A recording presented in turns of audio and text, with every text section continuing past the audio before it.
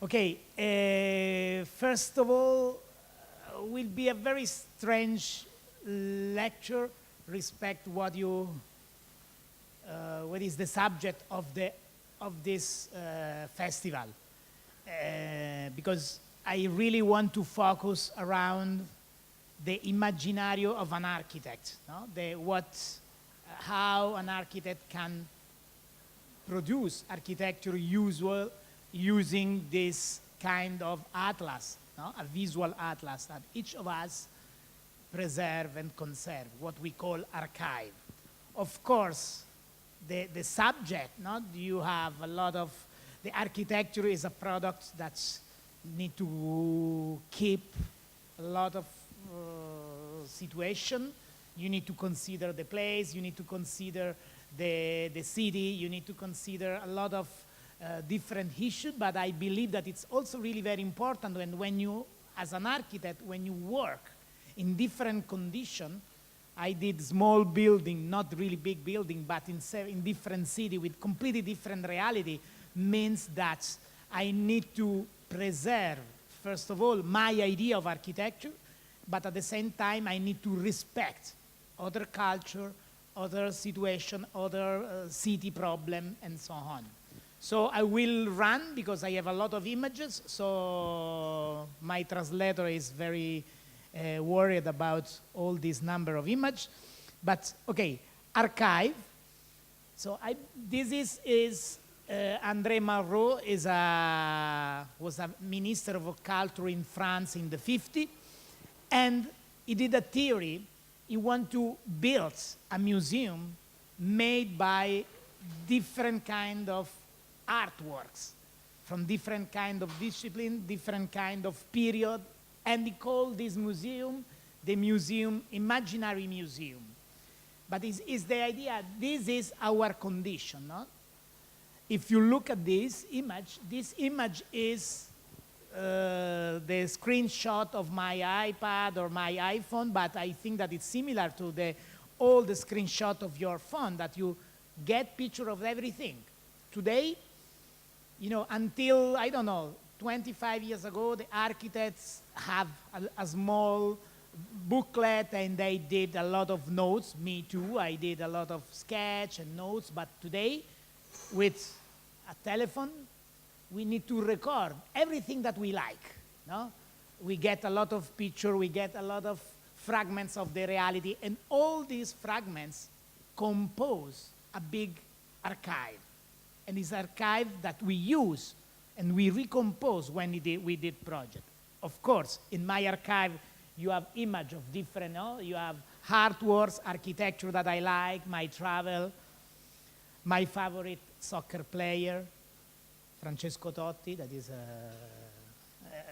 I'm a big soccer fan. And so this is, when I call about me, I talk about all the architects, I think, because all the architects have a personal archive, and this personal archive, it's used as a starting point for project.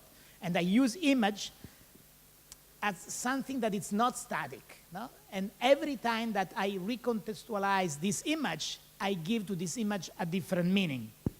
Another important art historian for me was Aby Warburg, and Aby Warburg at the beginning of the century, he just decided to build a library. Another issue that today it's really very difficult to have, because we have, with the net, we have everything, all the information pass through the net and arrive in our brain without any filter. What I consider a good filter is the time that you spend to read a book. What Warburg did, for the first time, he decided to write an essay about Renaissance, not using text, but using images. So each chapter of this essay was written with images in a period where the images are not. You know, that one was the 1927, no? So it was a period where also to get a picture was really very difficult. So in that sense,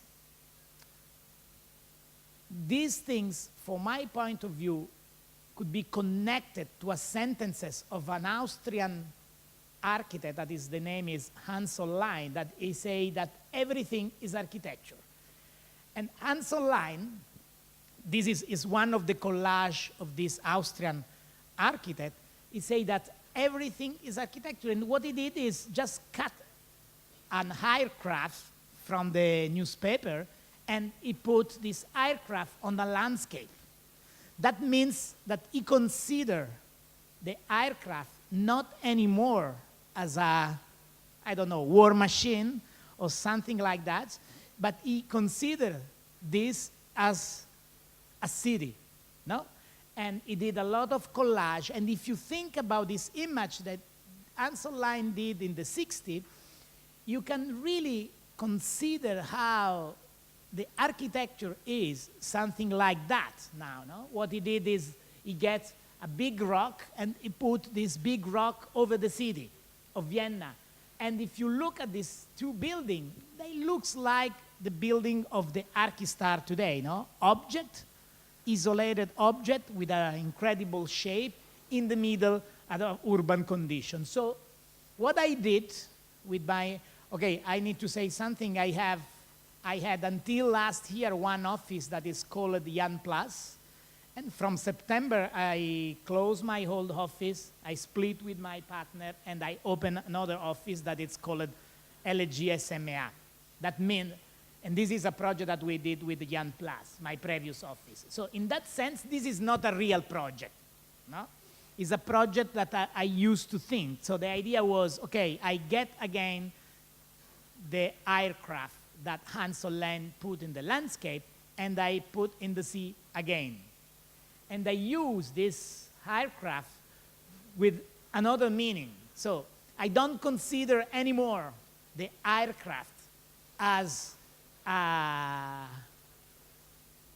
war machine, again, but I consider this as a potential infrastructure that can help different reality around the world. So I have a housing project that, you know, when you have some problem, I don't know, a tsunami or a earthquake somewhere, you can move this machine close to the place and you can really guess people. It's a housing, or you have a piece of landscape, or you have a thematic park related with sport, or you have a big museum. Why we need to consider the museum as a static place, no? Imagine that we can move collection all around the world. So, of course, that project was not a real one, but it's used by us to think to the meaning of architecture. In that sense, this idea of resilient architecture, fits very well with this project, with this idea that architecture can help and change the situation around the different city. So another important issue is that how I work on the image. Sometimes I collect, okay, this is a building in, I think that in Brazil, and I start to work cutting pieces of the same building and transforming the building in something else. Of course, this is not a piece of architecture, but it's a method to record things and thinking.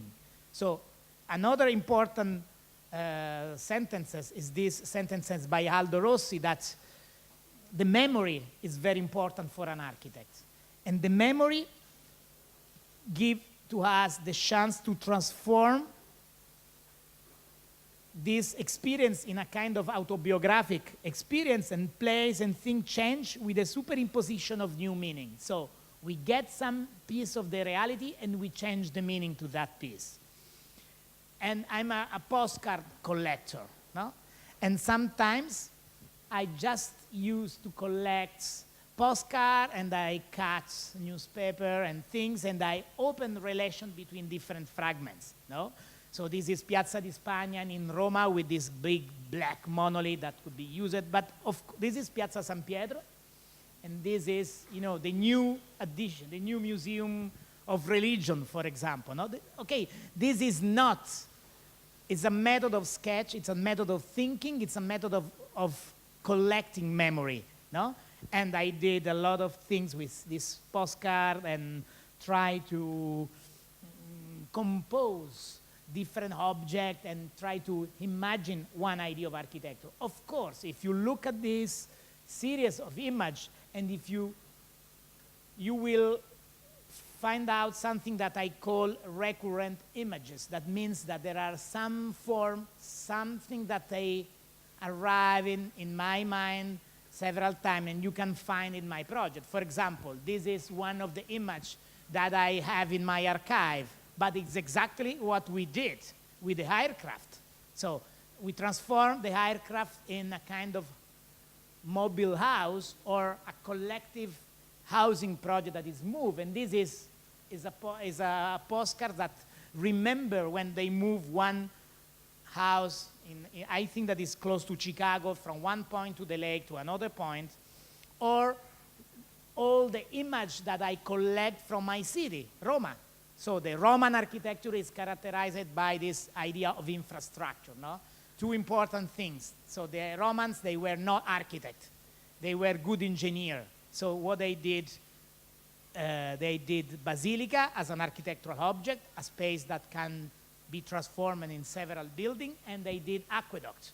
But in the contemporary city, the aqueduct, it's not anymore an object, but became a kind of natural element. And, you know, in that sense, you cannot distinguish between the architectural piece, the landscape, and the playground, no? Or, you know, some image, and this is another, is a part of a tomb on the Via Appia in Roma, but it's used as a car park sometimes, no? So in that sense, or this is a tomb in Iraq. So the idea of using a natural element, excavate this natural element and transforming it in an architecture. So all this image, I collect this image and I recompose this image in a kind of what I call affective image that I have in my archive. So I have the archive with the original image. I manipulate this image. Tomorrow I will do a kind of workshop with child here, because I think that it's really very important to start when you are really very young to imagine architecture. Or sometimes in the fragments that I collect, I have, this is artworks by Gordo Matta Clark. He's an artist that he worked in the 60s. And Gordo Matta Clark is used to cut existing building before that they demolish them. He start to cut this building and he start to open a new relation between all the layers of the building. Of course, he was an artist. Of course, he did this kind of project before the demolition of the building itself. But I think that this idea of cutting and open a relation between interior and exterior, it's a good subject for an architect. This is a project that I did in Napoli. It's an hospital, and you know, it's just one floor. It's out of the ground, and there are 2 floors underground. So the idea was how I can move the lights down, and we start to cut each level of the building and transforming the building like that. So this idea of the image that I collect in my archive, they give me the freedom to reuse this image as architectural fragments. Of course, there is a big difference between the project by Gordo Matta Clark, but this idea of cutting, no? And I will show the project very fast. So this is the hospital in Napoli, the new hospital in Napoli, but we did just the entrance of the hospital, 3 floors, 1 just floor outside and 3 floors underground, and we did the project of the building that connects all the departments of the hospital. And this was the construction site. This is some image, and this is the final product. Is another important issue was just to make the renovation of all the piazza. We no budget. We didn't have budget, and so it was really very difficult to maintain the original drawing, but we did with a lot of fight. And this is in the suburban area of the city, in the periphery of the city of Naples, so it's not a very safe area. But the idea of having a building like that works very simple. So each level of the building is connected by this big cut in the floor, and all the cuts are not on the same line, but they are in different positions. So we just have the entrance, and with all the program around. So you have the small shop, the place where you can reserve the visit with the doctor and so on. Second floor and third floor underground. So if you look at the section, you can really understand how the cut in the floor are in different directions.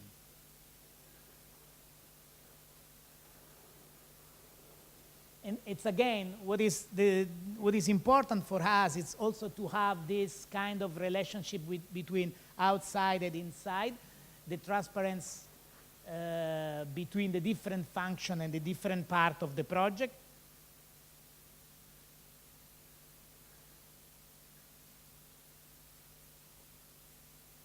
I don't think that it's necessary to talk too much about this idea, but what is interesting also for us is just to integrate using the color. The color is another important thing that we use a lot in our project. You will see the other project, and we start to also to maintain the area in front of the this is my daughter, the area in front of the hospital with very simple material. There is a lot of sun in Napoli, so this kind of small roof protect the people that are waiting for taxi or the bus. And also we use, just to design the benches, we use the floor, the concrete piece of the floor, because we don't have money for the benches. So what we did, we're reusing the material that we have just to design the benches for the small piazza in front of it. It's another important issue that, for example, the playground for the child in Roma or in Italy, they have a big frame around them. And we think that this is not a very nice thing, just to teach to the child to live between walls. So what we try to do is just to open completely. We change just the typology of the floor, that it's very smooth, and so on. So it's a really very simple project. This is the connection building inside. Sorry, but it's finished, but I don't have the final photo. I need to pay the photographer to get the photo back. And so again, also in this project, what is important that the building, every time that we build something, we consider the building, but also the public space around the building. So in that courtyard, the building is the roof of the courtyard, and the people that live in the hospital, they can use it as a public space.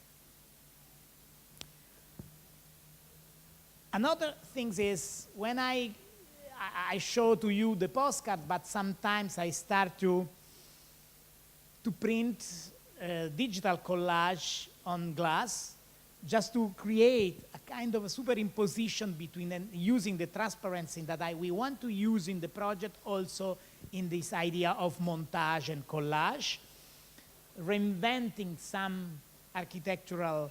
This is the Pantheon in Roma that I transform in a kind of space station, or this is the city of Beirut. What is interesting that using glass in the image, that you can look at the image from one side, but at the same time, you can also have a look to the back side of the image.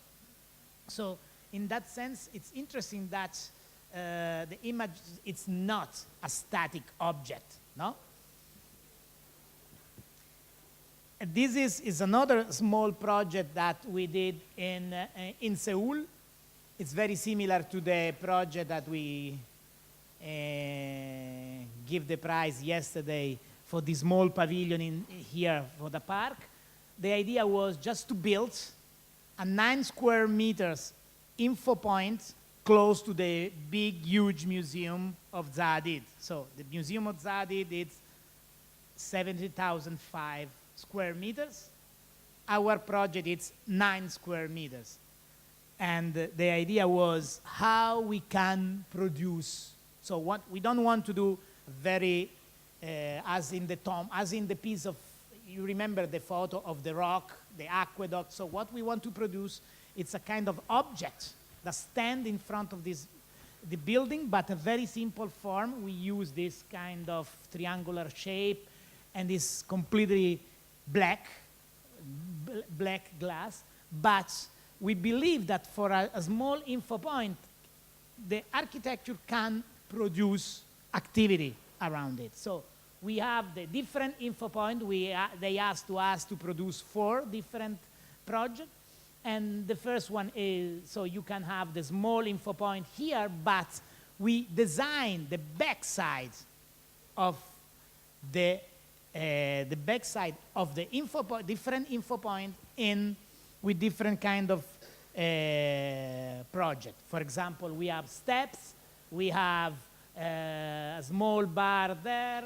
In the steps you can sit, and when you have all this pavilion together, you can produce a big piazza with the main function, but in the backside with a part of the project that you can compose and create new. This is the info point of the museum, and this is the final situation. We use a lot of glass because we really like that the glass with different colored glass, in that case black glass, can record the movement and the fragments of the city itself. So the project, it's not anymore a black object, but became a kind of collage of all the pieces of the city.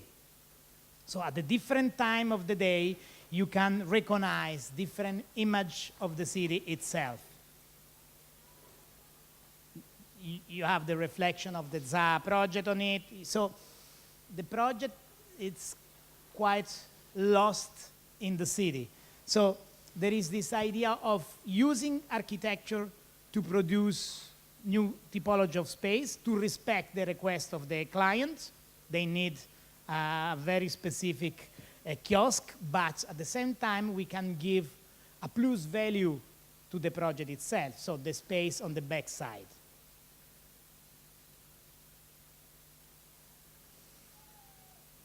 Another image, this is an American conceptual artist, that it's Saul Levitt. Saul Levitt was an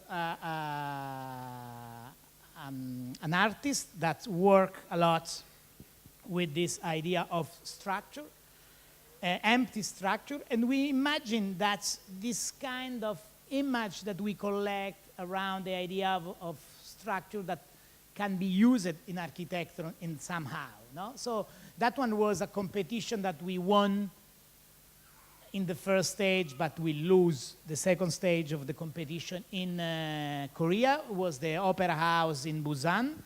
And again, we have the traditional opera house, but what we want to do is we don't want to work with the idea of the building, giving a particular shape. So we built the opera house inside the project, and we just imagine the facade of the building as a kind of three-dimensional piazza.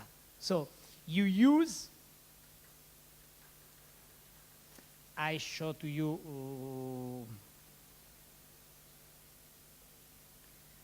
so the idea, it just has in the sculpture of Saul Levitt to cover the building with this three-dimensional grid.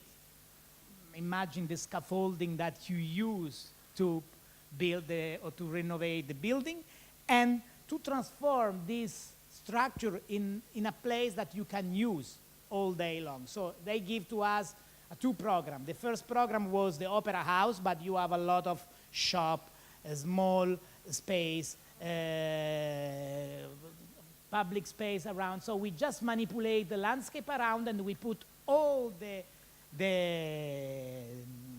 public programs on the building itself. So the facade of the building became the real public space, the real piazza. It's not anymore in front of the building, but is the building itself. So, and this is why. So imagine if if you know the Beaubourg in Paris, no? The Beaubourg is the Saint Pompidou.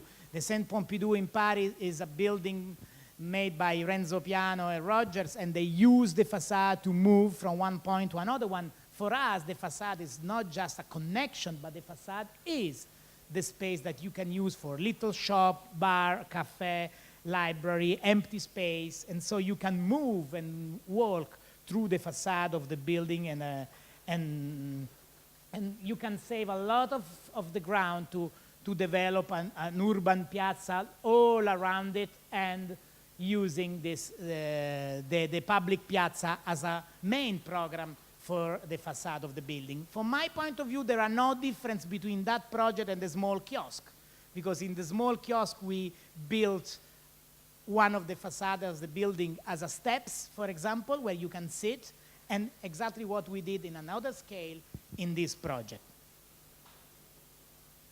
Okay, the interior design, it's very precise, work as an opera house, an Italian,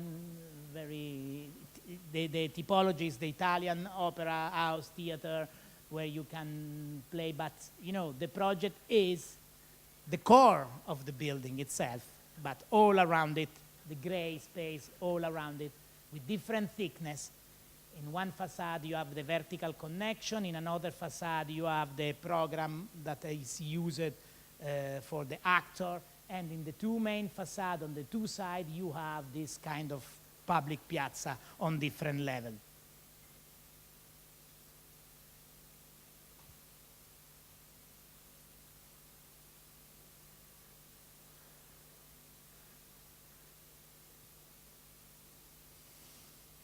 Utopian images, no? In my collection, I have, you know, this image is the Bikini Island, where the Americans test the atomic bomb in the 50s.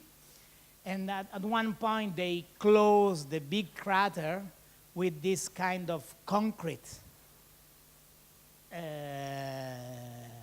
building or concrete object that close and protects the crater.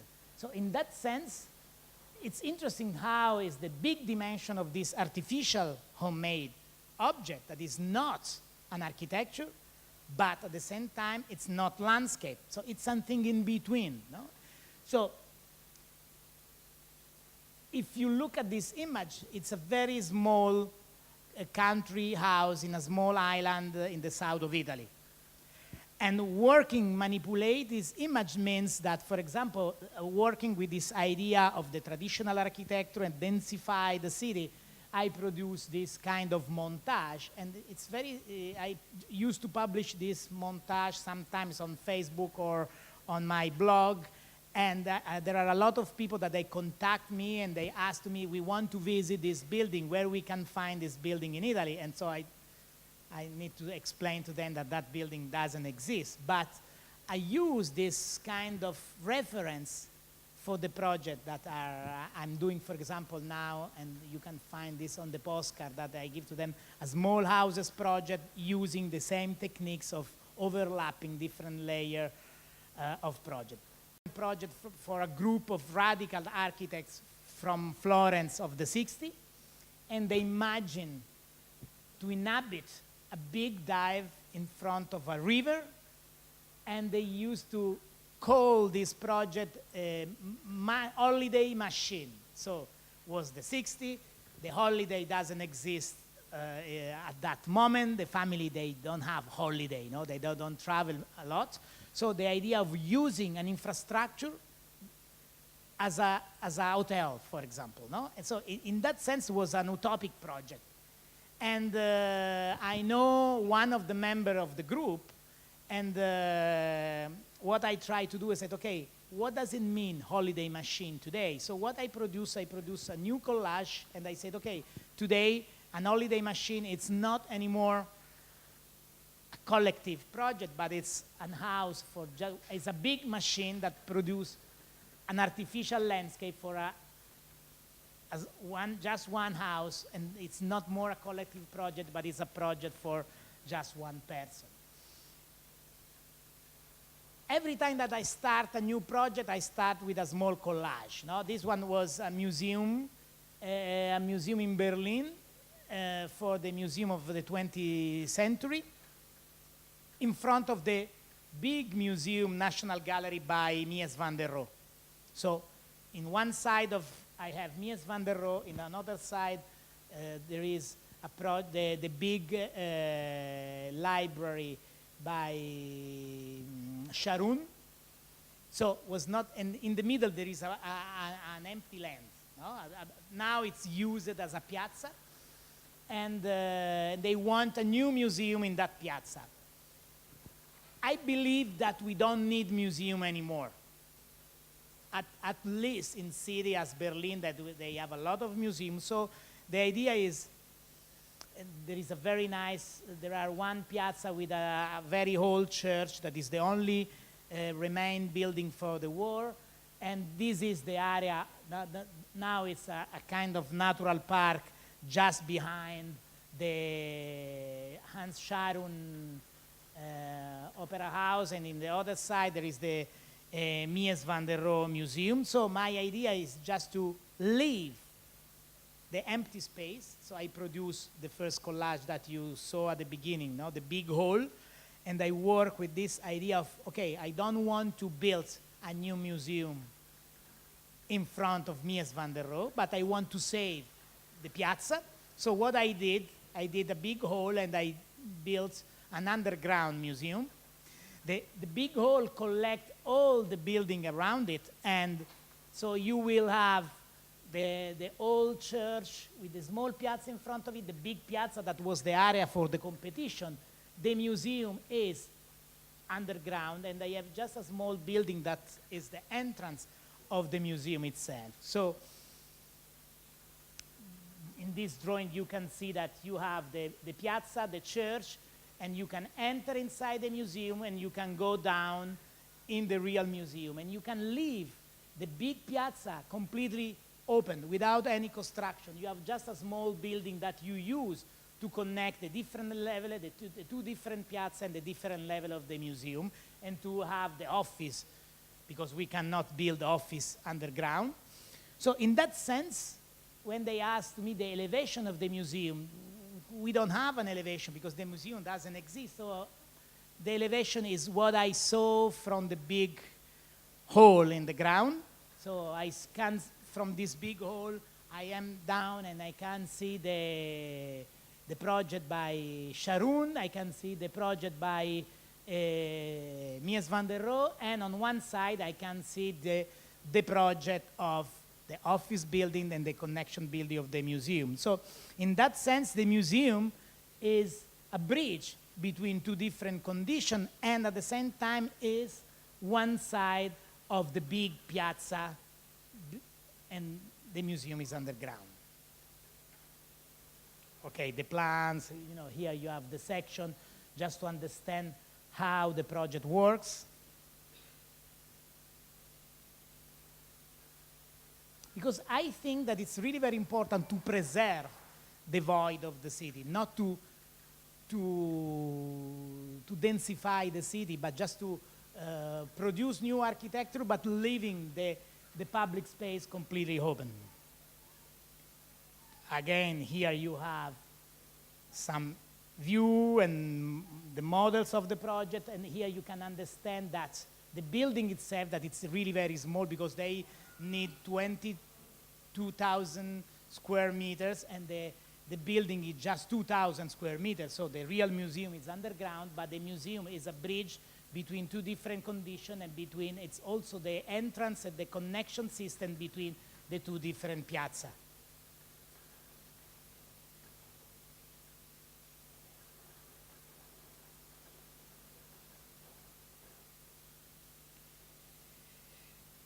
This is a competition in Roma. I don't know if you are, but this is the Zadid. I don't know why I have a lot of, here you have the Zadid Museum, the new Museum of Architecture and Contemporary Art in Roma.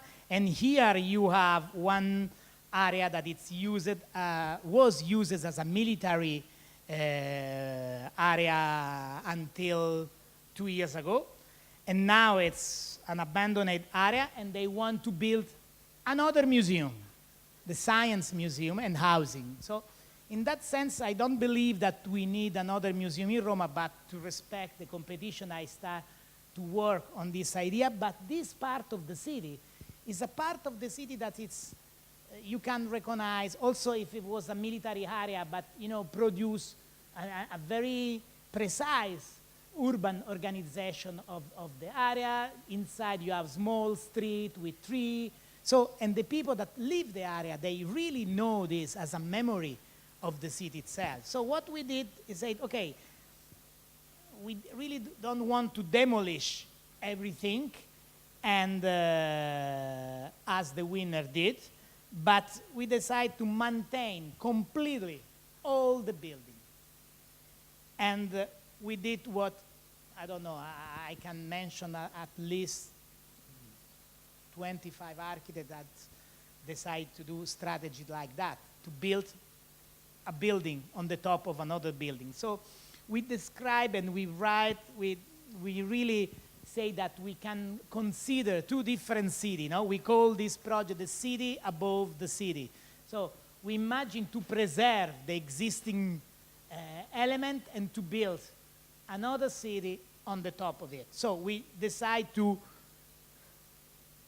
keep and to save all the existing building and to add a different typology on the top of the other building there. Of course, we make, okay, we have a lot of diagram that I don't want to describe now, but what is important for us is that we didn't erase the existing city. So we respect the existing city and we engage a relationship between the two different buildings, what the city was, and so we use the ground floor as for the public activity. So they ask in the program restaurant, small exhibition space, co-housing project and things. And we building on the top of the housing, the new housing project, the new office, and the green one, it's social housing. And in the social housing, you have on the ground floor all the common activity that they can share. And the idea was just to build a city on the existing one.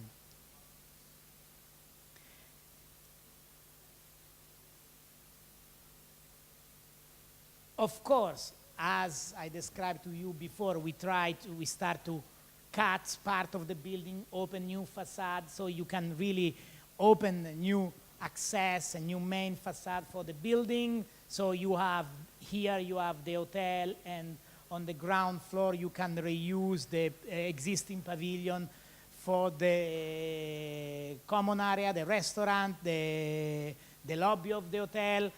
You can use the ground floor of the social housing for public activity. You can use the museum. Here you have the museum, the new museum of the science in front of the Maxi, and you can open a relationship between the two different, the existing project and the new one. So the plan of the ground floor remained exactly as it was. What we did in some point, we cut the pavilion just to open relation. So in the original area, so what you can do is you can use the area and moving in that sense, but cutting the building, you can also working in other direction. So you can really walk through the project and going around. Again, here it's really very clear, no, what we did. So you have the new building, and here you have the public city that it's all connected. The space are all connected, and here floating on the you have all the new housing project.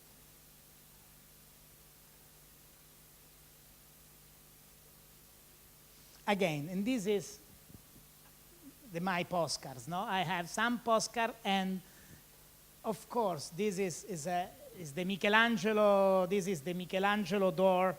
It's a building by Michelangelo in the city center of Roma. This is the wall, and but we believe that we can really work and densify the city using the wall as a part of the city itself. So we make housing project on the top of the wall.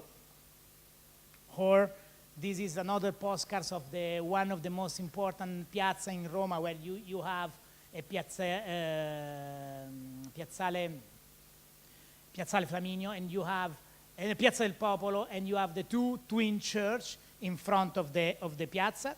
And you know, what we propose and to build a mosque in front, very close to the other church. So if you really want to change the idea of the city, of course, this is the series of images that I call utopian images, because you know, in Roma you cannot demolish a church to build a moschea. But I think that it's interesting as a concept to start to use the architecture as an instrument to open a discussion between the people, no? Again, my collage, they are not just collage that I did digital, but sometimes I cut magazine and things and I recompose. And of course, this is a series of images that I don't use for the project, but I use as a sketch for thinking, no? And this is another small project that we did, is the last project, so I have 4 more minutes to explain it. And this is a project that changed a lot my idea of architecture, because it was a non-profit project that I did with some friend in Roma in memory of a journalist that was killed in Afghanistan 12 years ago. She was the first European journalist killed in Afghanistan. She was the sister of a good friend of mine that is an architect too. So at one point he decided, okay, we want to do a competition to build a school, and we want to invite 5 group of architects that more or less they are in contact with my sister, Maria Grazia, they know my family, so I want to invite them. And we propose all together, why we don't want to do a competition, why we don't do a project all together. And we find the money, we start the project, and in 1 year we did the project together and we built it. So the project is a small female school in Afghanistan, close to Herat. And the interesting thing is that we have a lot of constriction, no? So you need to build fast, you need to build with low budget technology. So what we did, we asked to the constructor, on-site constructor, and we asked to them which kind of detail you use and which kind of material. So they sent to us a catalog of material that they use, and we just did the project as a collage. So we use the detail that they used to practice there. We use the material that they have. We select, they send to us a catalog of material, and we choose different things. And we did this very, small project that if you look at the existing project on the area, you can really understand how, for example, you have, every time you have a very small kind of frame, wall,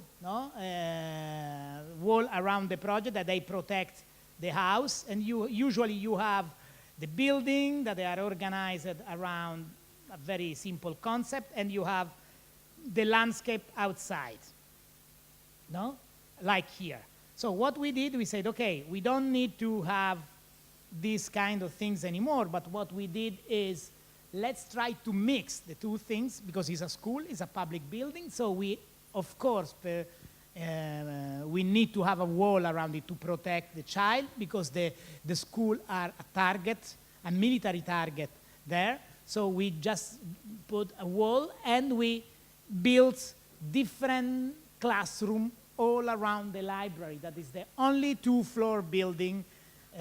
And instead of having the garden outside, we built a different garden inside, and we use, as in the main concept, the classroom, and each classroom has a small garden outside that the child of the school they can use as a place to learn something about agriculture, because there is an ONG that is working, for example, teaching to them how they can gardening and things. So the project is a kind of artificial landscape. It's something very similar to what they have, because we use exactly the same concept that they used to have in the house, the farmer house around the project, but we compose the building in a different kind of sequences. So you can create open space on one side, but at the same time you can have small garden and residual space in between the classroom. So you can use the main garden here, or you can use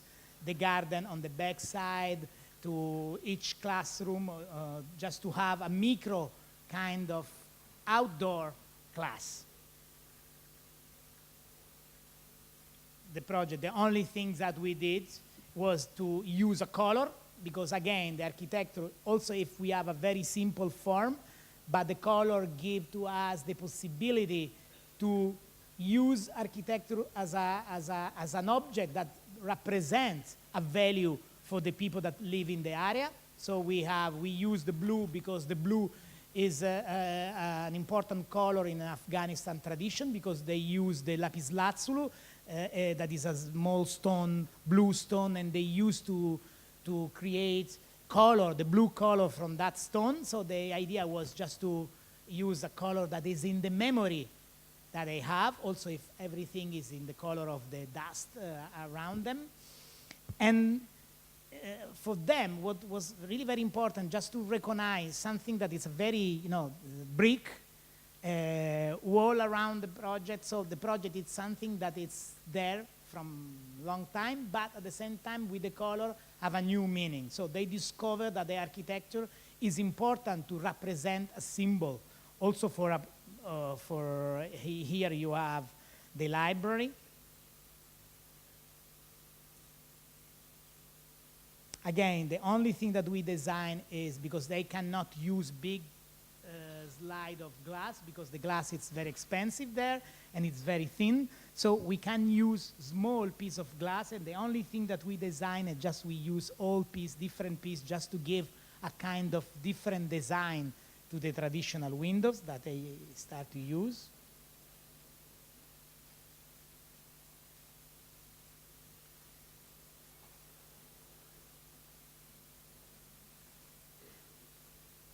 And this is the last project that it's under construction, and we just finished in Roma. I use this because it's very similar as an idea to the school in Afghanistan. It's a very low budget project. We use the color to give an identity to the project itself. It's a small office building. Inside it's 300 square meters. This is a very strange law that we have in Italy. The original building was this, and was a building that they built at the beginning of the century just as a construction magazine that they used to, storage place, but was temporary storage, but was temporary in 1925. So something in Italy, everything it's historical. So we really fight a lot, because we need to transform that building in office, and we need to demolish it because we cannot use it, because was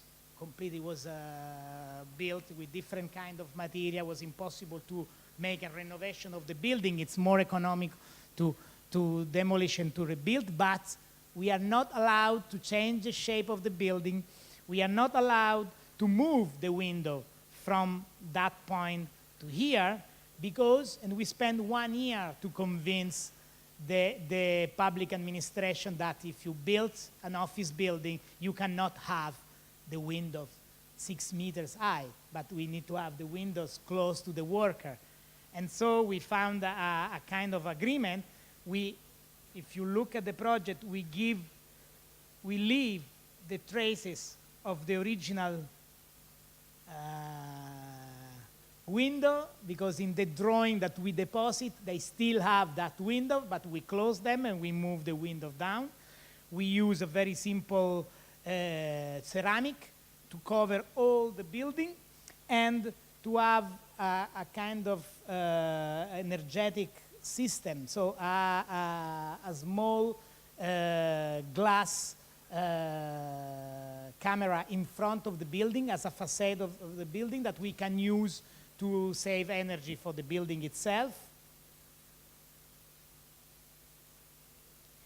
And again, what we read in all the building that you have around, we understand that they have the stone, the travertino, around the window. And what we did is exactly we reproduce some of the elements that are around, and we redesign a contemporary building using fragments of the original architecture of the complex itself. The interior design is very simple. I show to you different projects in different places, different scale of project, just to explain to you that in each project we try to maintain something that, in that sense, this is a call center. So you have one part of the building here that it's used as an office, and this part is the call center, but they all work together. And it's a very simple building, but was really very difficult to complete this with all the rules that we have, and maintaining the project itself very similar to the region project. Because when you have, this is another important issue, and I think that we talked yesterday in the jury with this issue, that is, you need to build something, you need to control the cost of the project. And for example, in Italy, there is a very strange law that they give the construction of the building to the best offer. That means that we give to them the project, and the winner, the constructor that win the competition, give the 45% of discount. So to build something with the 45% of discount, it's quite impossible from my point of view.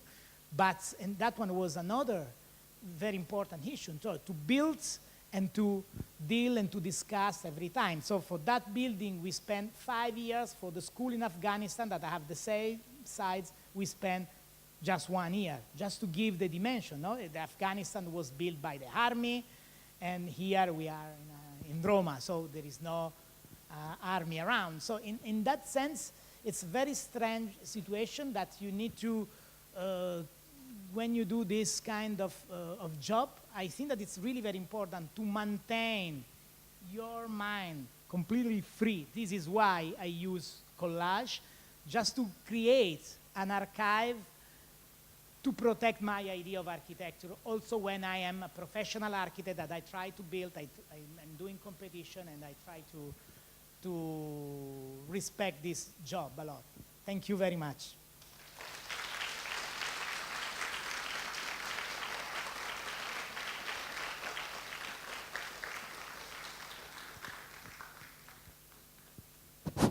Можливо, ви маєте питання? Добрый день, спасибо за вашу лекцию.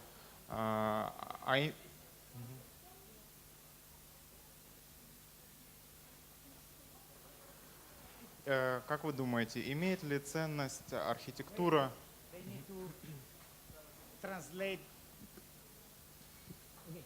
Имеет ли ценность архитектура без образа, полагаясь только на контекст и ограничения по месту? У меня все, спасибо.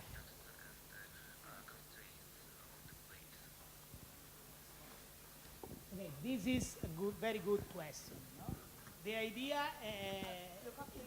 it's not easy to do architecture without thinking to the image of the project, because we have image all around of us. No? So I think that it's really very important to start a process of reimagine architecture without images. So this is why, for example, the collage that I did, they didn't reproduce the project. No? So I want to separate the idea from the building itself. So sometimes the collage, it's just an analogia, have an analogia with the project, but it's not the representation of the project. So I believe that it's really very important. Each project that I did deal with the contest. And this is a very important issue because in each city you have different projects, but you can maintain some of the characteristics of the project. Of course, as an architect, you need to design. I make as example again the competition of yesterday. Believe me, it was really very difficult to decide which one of the project because all the 10 projects selected, they have, from my point of view, but also with Theo we discussed, the same kind of quality. Of course, you need to decide which one is the winner because, and so in that moment, other parameters enter, no? The idea of which project you like more as an object or, you know, in which project you can have a better, this is why we figure out some criteria to evaluate. Because if not, we arrive in front of the building and say, I like this, I don't like this, I like, so the jury at the beginning make a list of important things. And we give a vote on these important things, not giving a reference to the project itself as an object, as an image, but just giving a value to some category that we select at the beginning. So I think that this is very important, but at the same time, in the last 20 years, the architecture, from my point of view, lose the control of the form itself. When I show to you the museum of Zaha Hadid, I accept this small building because it was a very nice challenge, but the project is a big museum, and the first time that I was there, I look at this museum and I say, incredible, no? Because it's a big, strange shape. But after 2 days that I work around it and I enter in this museum, I discovered that doing an exhibition in that museum, it's quite impossible. Because the space are out of scale, the wall are curved wall, and you cannot organize a photo exhibition. And every time you need to spend money to install a new exhibition. So I think that this idea of working in an architecture without images is the next challenge.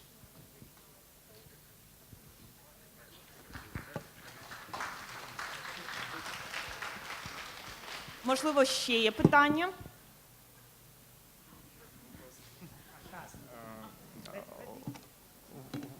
Вы упомянули о том, что детский сад может стать уязвимой целью. Не помогает ли этой цели синий цвет? Ее просто можно легко идентифицировать и уничтожить.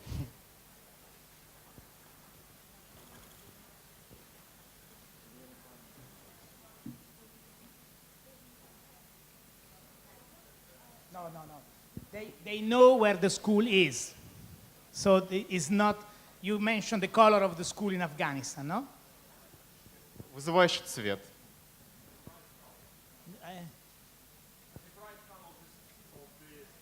Yes. Okay.